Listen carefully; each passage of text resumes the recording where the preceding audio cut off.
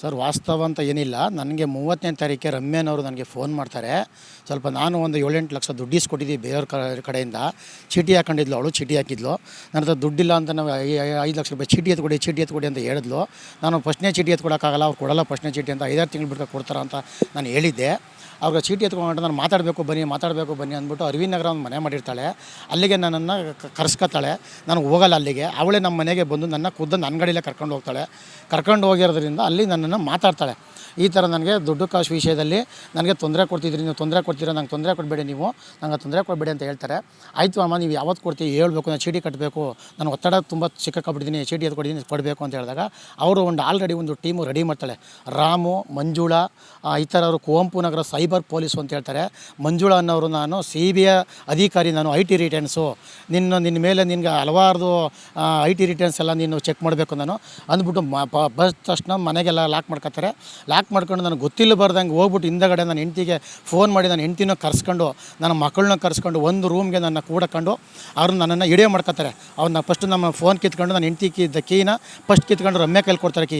ಆ ರಮ್ಯಾ ಅನ್ನೋಳು ಹೋಗ್ಬಿಟ್ಟು ನಮ್ಮ ಮನೇಲಿ ಹೋಗ್ಬಿಟ್ಟು 300 ಗ್ರಾಮ್ ಚಿನ್ನ, 2 ಲಕ್ಷ ರೂಪಾಯಿ ಕ್ಯಾಶ್ ಎತ್ಕೊಂಡು ಆಲ್ರೆಡಿ ನನ್ನನ್ನು 4:15 ಗಂಟೆಗಳು ನಮ್ಮನ್ನೇ ಬಿಡಲ್ಲ.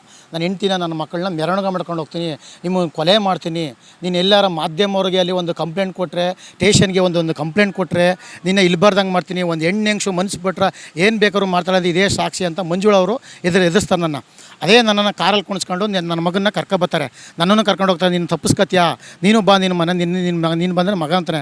ನನ್ನ ಮಗ ಸ್ಕೂಲೊಳಗೆ ಕರ್ಕೊಂಡು ಹೋಗ್ತಾರೆ ಕಾರಲ್ಲಿ, ಅವ್ರ ಕಾರಲ್ಲೇ ಕರ್ಕೊಂಡು ಹೋಗ್ತಾರೆ. ಅವ್ರ ಕಾರಲ್ಲಿ ಕರ್ಕೊಂಡು ನನ್ನನ್ನು ಅವ್ರ ಕಾರಲ್ಲೇ ಕರ್ಕೊಂಡು ಹೋಗಿ ಕಾರಲ್ಲೇ ಬೇಡಿಕೆ ಇರ್ತಾರೆ. ನನ್ನ ಮಗ ಅಳ್ತಾನೆ, ಏನಪ್ಪ ಅಂತ ಅಳ್ಬೇಡ ಮಗನೇ ಅಂತ ನಾನು ಹೇಳ್ತೀನಿ. ನಿನಗೇನು ಗೊತ್ತಾಗಲ್ಲ ಇರಪ್ಪ ಅಂತ ಹೇಳ್ತೀನಿ. ಆಗ 20 ಲಕ್ಷ ರೂಪಾಯಿ ನನ್ನ ಬೇಡಿಕೆ ಇಡ್ತಾರೆ ಕಾರಲ್ಲೇ. 20 ಲಕ್ಷ ರೂಪಾಯಿ ಬೇಡಿಕೆ ಇಡ್ತಾರೆ. 20 ಲಕ್ಷ ರೂಪಾಯಿ ನಾನು ಕೊಡಲ್ಲ ಮೇಡಮ್, ನಾನು ಎಲ್ಲಿಂದ ಕೊಡೋಕ್ಕಾಗುತ್ತೆ ಅಂತಾಗ ಅವ್ರ ಫೋನಲ್ಲೇ ಫೋನ್ ಮಾಡಿ ನನ್ನ ಹೆಂಡ್ತಿನ ರೂಮಿಗೆ ಕೊಡೋಕ್ಕಿರೋದ್ರಿಂದ ವಿಡಿಯೋ ಕಾಲ್ ಮಾಡ್ತಾರೆ ನನಗೆ. ವಿಡಿಯೋ ಕಾಲ್ ಮಾಡೋದ್ರಿಂದ ನೀನೇನು ಹೆದರಿಕೆ ಬೇಡ ಸುನಿ, ನಾನು ತಲೆ ಕೆಡಿಸ್ಕೊಬೇಡ, ಧೈರ್ಯವಾಗಿರು, ನಾವು ಜೈಲಿಗೆ ಹೋದ್ರೂ ಪರವಾಗಿಲ್ಲ, ನೀ ಧೈರ್ಯವಾಗಿರು, ಮಕ್ಕಳು ಕರ್ಕೊ ಧೈರ್ಯವಾಗಿರು, ನಾನು ಕಾರಲ್ಲಿ ಕುಣಿಸ್ಕೊಂಡ್ರೆ ನನ್ನ ಅಂತ ಅವ್ರ ಫೋನಲ್ಲೇ ನನ್ನ ಹೆಂಡ್ತಿಗೆ ಫೋನ್ ಮಾಡಿ ಮಾತಾಡ್ತಾರೆ. ಆವಾಗ ನನ್ನ ಹೆಂಡ್ತಿಗೆ ಧೈರ್ಯ ಕೊಡ್ತೀನಿ, ನೀನೇನು ಹೆದರಿಕೆ ಬೇಡ ಅಂತ ನಾನು ಕಾರಲ್ಲಿ ಮಾತುಕತೆ ಆಗಿದೆ ಅವ್ರಿಗೂ ನನಗೆ ಬಂದಾಗ. ಆಗ 50,000 ರೂಪಾಯಿ ಕ್ಯಾಶ್ಗೆ 51 ಗ್ರಾಮ್ ಬ್ಯಾಸ್ಲೆಟ್ಗೆ ತೀರ್ಮಾನ ಮಾಡ್ಕೊಂಡು ಇಸ್ಕೊತಾರೆ ಕಾರಲ್ಲಿ ಇಸ್ಕೊಂಡು. ಆವಾಗ ನನ್ನ ಮಗನಿಗೆ ಧೈರ್ಯ ತುಂಬಿ ನನ್ನ ಮಗನ ಕರ್ಕೊಂಬಂದ 4:15 ನನ್ನ ಹೆಂಡ್ತಿನ ನನ್ನ ಮಗನ ಬಿಡುಗಡೆ ಮಾಡಿ ಕಳಿಸ್ತಾರೆ.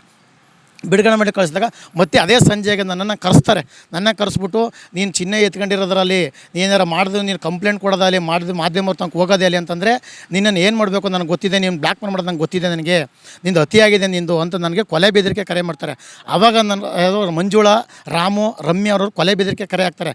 ಒಂದು ಕೋರ್ಟ್ ಕೆಳಗಡೆ ಕಾಫಿ ಡೇ ಅಂತ ಕರ್ಸ್ಕೊತಾರೆ. 6:30ಕ್ಕೆ ನನ್ನ ಕರ್ಸ್ಕೊಂಡು ಅಲ್ಲಿ ಒಂದು ಕಾಫಿ ಡೇ ಬುಕ್ ಮಾಡ್ಕೊಂಡು ಅಲ್ಲಿ ಮಾತಾಡ್ಕೊಂಡು ಆವಾಗ ನಾನು ಏನು ಮಾಡ್ತೀನಿ, ಹಿಂಗೆ ಮೇಡಮ್ ನಾವು ಯಾವ ಅನ್ಯಾಯಕ್ಕೆ ಹೋಗಿಲ್ಲ, ಧನ್ಯಕ್ಕೆ ಹೋಗಿಲ್ಲ, ನಾನು ಬಡ್ಡಿಗೆ ಸಾಲ ಮಾಡಿ ಅವಳಿಗೆ ರಮ್ಯೆ ಕೊಟ್ಟಿರೋದು, ನಾನು ಕಷ್ಟಪಟ್ಟು ನಾನು ಜಮೀನು ಮಾರಿ, ನಮ್ಮ ತಂದೆ ಜಮೀನು ಮಾರಿ, ನಾನು ಕೂಲಿ ಕಂಬಳ ಮಾಡಿ, ನಾನು ಏನೋ ಮಾಡಿ ನಾನು ಚಿನ್ನ ಮಾಡಿಸ್ಕೊಂಡಿರೋದು. ನನ್ನ ಹೆಂಡತಿ ಮಕ್ಕಳಿಗೋಸ್ಕರ ಹಿಂಗೆ ಆಗದ ಮೇಡಮ್, ನೀವು ತಪ್ಪಾಯಿತು ಕ್ಷಮಿಸ್ಬಿಡಿ ಅಂದಾಗ ನಾನು ಚಿನ್ನ ಕೊಡಿ ಅಂದಾಗ, ನೀನು ಚಿನ್ನ ಕೇಳಬಾರ್ದು, ನೀನು ಯಾವುದೇ ಕಾರಣಕ್ಕೂ ಕೇಳಿದ್ರೆ ನೀನು ಏನು ಮಾಡ್ತೀವಿ ಅಂತ ನಂಗೆ ಗೊತ್ತಿದೆ ಅಂತ ಹೇಳಿದಾಗ ನಾನು ರಮ್ಯಾ ಮನೆಗೆ ಹೋಗಿ ನಾನು ದಯವಿಟ್ಟು ನಾನು ಚಿನ್ನ ಕೊಡಮ್ಮ ಅಂತ ಕೇಳಿದಾಗ ನನ್ನ ಮೇಲೆ ಚಿನ್ನ ಕೊಡಲ್ಲ, ಅವರು ನನ್ನ ಮೇಲೆ ಮಾನಕ್ಕೆ ಅಲ್ಲ ಮಾಡಿ ನೀನು ಹಂಗೆ ಮಾಡ್ತೀನಿ ಅಂತ ಕೊಲೆ ಬೆದರಿಕೆ ಹಾಕಿ ಎಲ್ಲ ಮಾಡಿ ನನಗೆ ಮಾನ ಹಿಂಸೆ ಕೊಟ್ಟು, ನನಗೆ ತೊಂದರೆ ಕೊಟ್ಟು, ನನ್ನ 2 ಗಾಡಿನ ಎತ್ಕೊಂಡೋಗಿದ್ದಾರೆ, ಎಲ್ಲನೂ ಮಾಡಿದ್ದಾರೆ. ಆವಾಗ ನಾನು ಸಿದ್ದರಾಮಯ್ಯ ಅವ್ರ ಮನೆ ಹತ್ರ ಹೋದ ತಕ್ಷಣ ಅವರು ಕೂಡಲೇ ನನ್ನ ಕಮಿಷನರ್ಗೆ ಫೋನ್ ಮಾಡಿ ನಮ್ಮ ಎದುರಿಗೇ ಕೂಡಲೇ ಬಂದಿಸ್ರಿ, ಯಾಕೆ ಬಂದಿಸಿಲ್ಲ ಅಂತ ಅವರು ಹೆದರಿಕೆ ಆದಾಗ ಆಗ ACP ಅವರು ಬಂದು ಏನಿದೆ ಅಂತ ಕ್ರಮ ಜರುಗಿಸಿ ಅವ್ರ ಮೇಲೆ ನನಗೆ ಒಂದು ಏನೇನು ಹೇಳಿಕೆ ತಗೊಂಡು ಕ್ರಮ ಜರುಗಿಸ್ತಾರೆ. ಈ ಚಿನ್ನ ತಂಬಿದು ಹೆಂಗೂ ಇದು ಗೋಚ್ಕೋ ಹೋದ್ರು ಅದೇ ಥರನೇ ನಾನು ಚಿನ್ನ ಎಲ್ಲ ಗೋದ್ಕೊ ಹೋಗಿದ್ದಾರೆ ಸ್ವಾಮಿ, ದಯವಿಟ್ಟು ನನಗೆ ನ್ಯಾಯ ಕೊಡಿಸ್ಬೇಕು, ನಾನು ಚಿನ್ನ ನನಗೆ ಕೊಡಿಸ್ಬೇಕು. ರಮ್ಯಾ ನನಗೆ 1 ವರ್ಷದಿಂದ ನನಗೆ ಪರಿಚಯ ಆಗಿರ್ತಾರೆ. ಯಾವ ಥರ ದುಡ್ಡು ಕಾಶಿದಲ್ಲಿ ಪರಿಚಯ ಆಗಿರ್ತಾರೆ. ಪರಿಚಯ ಮಾಡ್ಕೊಂಡು ಫಸ್ಟ್ 50,000 ಇಸ್ಕೊತಾರೆ. ಆಮೇಲೆ ಚೀಟಿ ಹಾಕ್ತೀನಿ ಅಂದರೆ ಬೇರೆ ಹತ್ರ ಚೀಟಿನೂ ಹಾಕ್ಸ್ತೀನಿ. 7 ಲಕ್ಷ ರೂಪಾಯಿ ಅಷ್ಟು ಚೀಟಿ ಎತ್ಕೊಂಡಿರ್ತಾರೆ ನನ್ನ ಹತ್ರ. ಚೀಟಿ ಎತ್ಕೊಂಡು ನನಗೆ ಅವಾಗಿಂದ ಪರಿಚಯ. ರಮ್ಯಾನವ್ರ ಮೇಲೆ ಹಲವಾರು ಕೇಸ್ಗಳಿವೆ, ಚೆಕ್ ಕೇಸ್ಗಳು. ಸಂಬಂಧಿಕರಲ್ಲ ಸರ್, ದುಡ್ಡು ಕಾಸು ವಿಷಯದಲ್ಲಿ ಪರಿಚಯ ಆಗಿದ್ಕೊಂಡು ನನಗೆ ಪರಿಚಯ ಮಾಡ್ಕೊಂಡು ನಮ್ಮ ಮನೆಗೆ ಹೋಗೋದು ಬರೋದು ಎಲ್ಲ ಮಾಡ್ತಾಳೆ. ನಾನು ಅವ್ರ ಮನೆಗೆ ಫಂಕ್ಷನ್ಗೆ ನನ್ನ ಹೆಂಡತಿ ಮಕ್ಕಳು 1-2-3 ಜನ ಕರ್ಕೊಂಡು ಹೋಗಿರ್ತಾಳೆ. ಅವ್ರ ಮನೆಯವ್ರನ್ನೂ ನಾನು ಪರಿಚಯ ಮಾಡಿಕೊಟ್ಟಿರ್ತಾಳೆ. ಅವ್ರ ಮನೆಯವ್ರಿಗೂ ಹೇಳಿ ನಾನು ಚೀಟಿ ಎತ್ಕೊಟ್ಟು ದುಡ್ಡು ಎತ್ಕೊಟ್ಟಿರೋದು ಸತ್ಯ. ರಿಂಪು ಅಂತ ಇದು ಹನಿ ಟ್ರಾಪ್ ಮೇಡಮ್, ಅವ್ರದ್ದೇ ಒಂದು ಟೀಮ್ ಇದೆ ಇದಕ್ಕೆ. ಇದು 4-5 ವರ್ಷದಿಂದ ಇದೇ ಥರ ಮಾಡಿ ಮಾಡಿ ಮಾಡಿ ಅವ್ರಿಗೆ ಅಭ್ಯಾಸ ಆಗಿದೆ.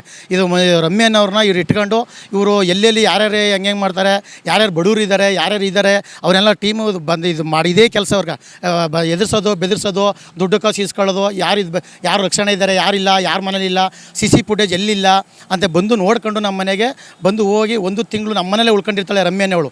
ಯಾಕೆಂದರೆ ಅವ್ರ ಮನೆಗೆ ಸುಮಾರು ಚೆಕ್ ಕೇಸ್ ಇರೋದ್ರಿಂದ ವಾರೆಂಟ್ ಹೋಗಿರುತ್ತೆ. ಪೊಲೀಸವರು ಹುಡುಕಕ್ಕೆ ಹೋದಾಗ ನಮ್ಮ ಮನೇಲಿ ಉಳ್ಕೊಳ್ಳೋಕ್ಕೆ 1 ತಿಂಗಳು ಸ್ಥಳ ಕೇಳ್ತಾಳೆ.